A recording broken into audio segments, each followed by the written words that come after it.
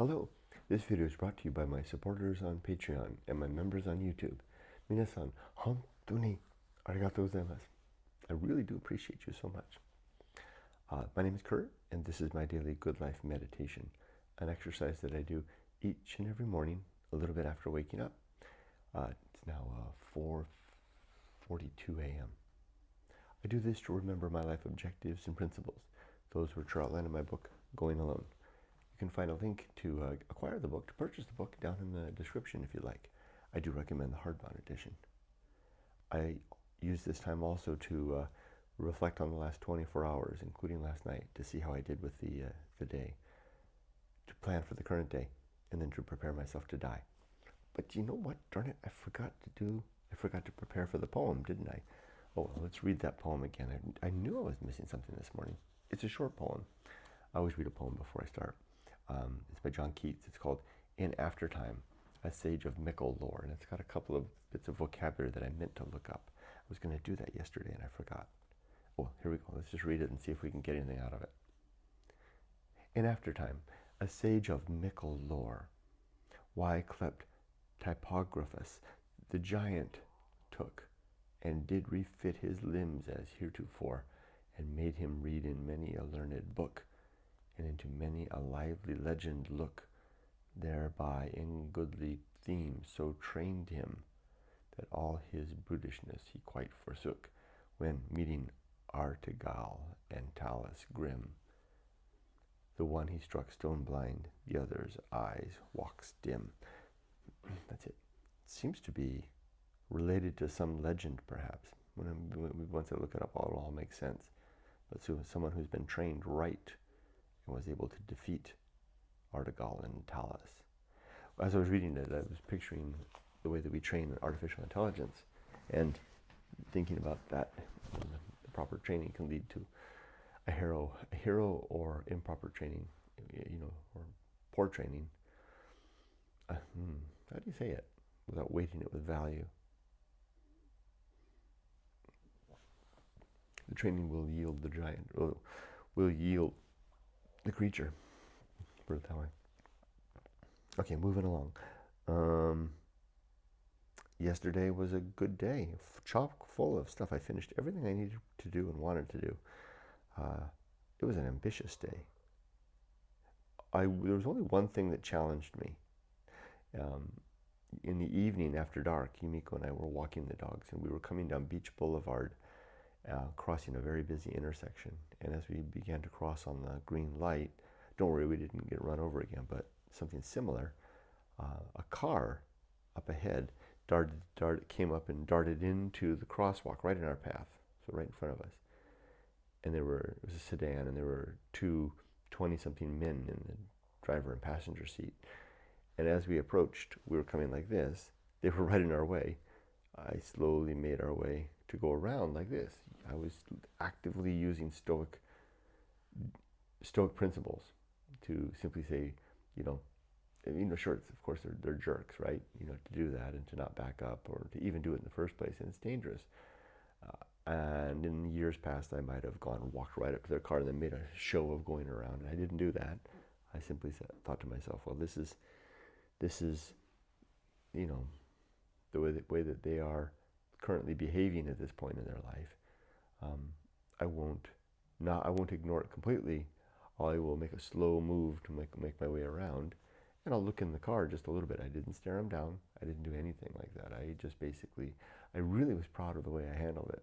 It was not yielding completely, but it wasn't being forceful and pressing the fact. They knew what they'd done. It's just going to take some life and years and hitting their head against the wall enough times for them to, maybe hopefully some maturity to set in. And as I did that, and my wife was following me. She didn't notice any of this, and she was following me with the dog behind another dog.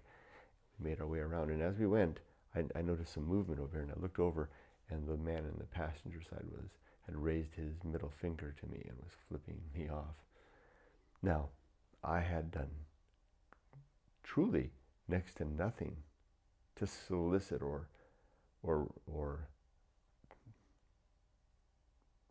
deserve that interaction. other than to simply, I really didn't do anything. I walked slowly and steadily and carefully. Now, after we got around the other side, I realized that these are dangerous guys, right? I mean, probably nothing's going to happen. But in my mind, immediately, I was like, okay, these guys are looking for a fight. They're not going to get out of the car in the middle of the intersection and beat me up. But, Kurt, just don't look back, right? Because they're certainly watching as I was continuing my way along. I wasn't really, I don't think we were really in danger, but I was like, one of the things that flashed through my mind is that the most dangerous animal on the earth is a young man. So just continue walking, and then after I could hear the traffic had been moved on, I turned to Yumiko and I asked if she had seen all that, and she hadn't. And she was like, why? And I said, why were they like that? And I said, I thought they're just looking, they're at an age when they're looking to fight with the world.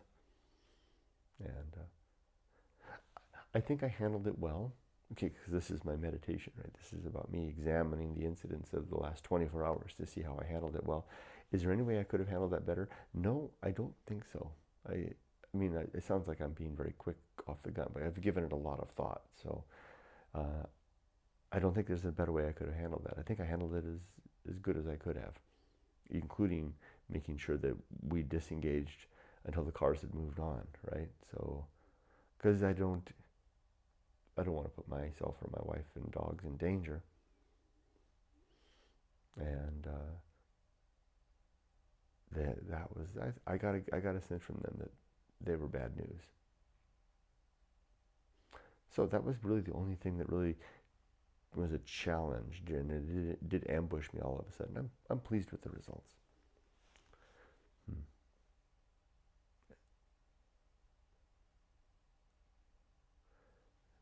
Anything else? Oh, I reserved that Airbnb up in the mountains out of Idlewild. I'm very pleased. It was actually right in a neighborhood it's like a mountain roads. A place where Yumiko and I were actually looking to buy a house when we were thinking about Idlewild. So I'm pleased I've got it. I've got it for the whole month of July. I'm tempted to book it for the whole month of August as well. Just spend the whole damn summer up there. It's very tempting to do. Maybe I'll do that today. Just maybe I will.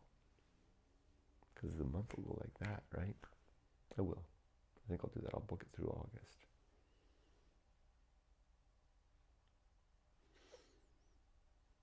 And then that'll be just September, October, November, December. And that should be enough time, hopefully, maybe, to settle things in. We'll see. All right, The Good Life Creed. I'm going to read the book this time.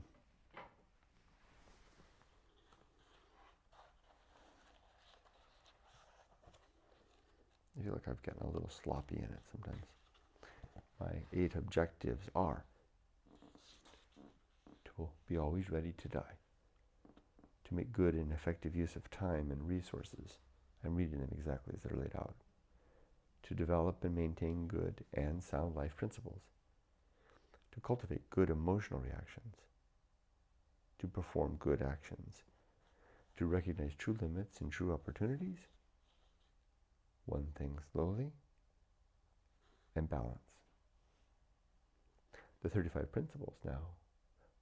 Principle of war, principle of reason, the homunculus, anchor hold, the home of good and evil, the principle of purpose, the atomic principle, the principle of nature, the pirate ride, the principle of maturity, the social principle, the principle of family, public speaking, temperance, life will not go well, the horror show, that which must be born, the feast of woeful, the principle of distraction,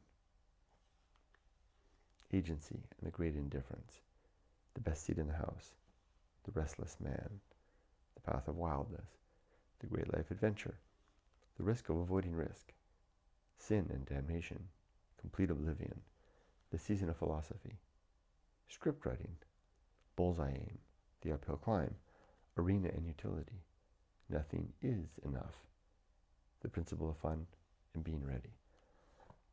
boy, I really like the way that's laid out. I've worked very hard on the editing for the last 5 years. That is looking good. Okay, as for today, it's a day of work, Monday. I'm going to work here at home up until about 7:30. Then I'll hop in the car, go to the office for a meeting at 9, and then I'll stay at the office and do some work there on various things, and then I'll be home, and should be a pretty sound and solid day. Don't anticipate anything that will be particularly challenging. Am I ready to die?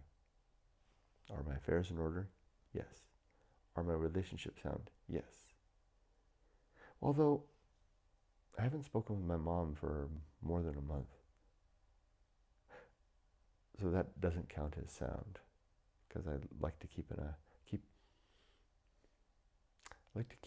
in touch with her if she needs me. But she left me a message, more than one, basically saying that she can't handle having me in her life anymore. So I'm respecting that. If she doesn't, if my existence is a pain to her, causing her to suffer, then I don't want her to suffer. So I will withdraw. She has my number. She knows where to reach me. If she chooses to keep this particular position up until I leave Japan, then I'll reach out to her when it comes time to go to Japan and provide her with my contact information there. But otherwise, I'll respect those wishes, and I'm not reaching out. So I guess my relationships are as sound as I can make them at this point. Is my life's work complete? Yeah. I mean, there's more to do, and I will. But in terms of the effort that I've made to live well, to raise my daughter and write my book, those things are done. Okay, that's it. Be safe, but not too safe. Take care. I will move forward and up. I will rarely stop, and I will never